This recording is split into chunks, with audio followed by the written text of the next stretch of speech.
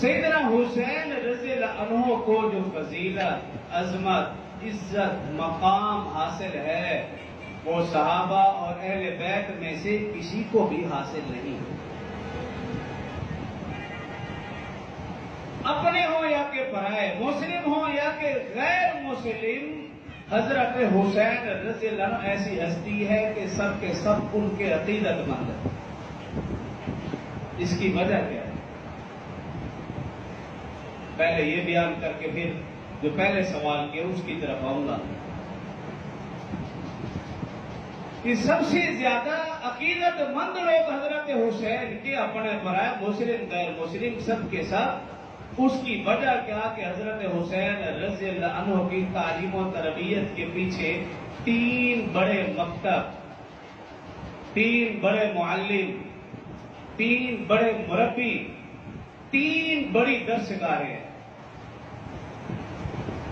سب سے پہلا مکتب حسن حسین کی تعلیم و تربیت کا، سب سے پہلی درسگاہ آغوش فاطمہ الزہرا رضی اللہ عنہا، یہ سب سے پہلی تربیت کا ہے۔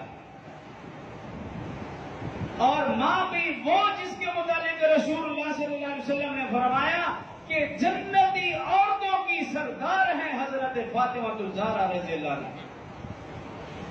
ماں بھی وہ کہ جب رسول اللہ صلی اللہ علیہ وسلم کے پاس تشریف لے جاتی، ماں بھی وہ کہ رسول اللہ صلی اللہ علیہ وسلم جن کے استقبال کے لیے کھڑے ہو جایا کرتے تھے، ماں بھی وہ جن کے احترام کے لیے رسول اللہ صلی اللہ علیہ وسلم اپنی رحمت والی چادر بچھا دیا کرتے تھے، ماں بھی وہ جن کی پیشانی پر بوسہ دینا رسول اللہ صلی اللہ علیہ وسلم اپنے لیے باعث فخر سمجھتے تھے۔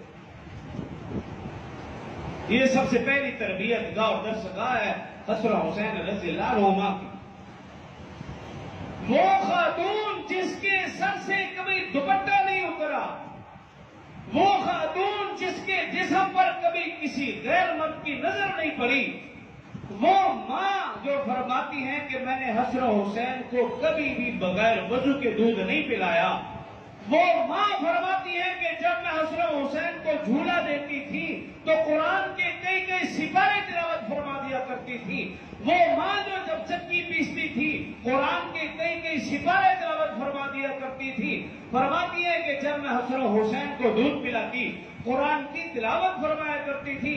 یہی وجہ ہے کہ حسن حسین نے قرآن کا اکثر حصہ ماں کی گود میں حفظ کر لیا تھا۔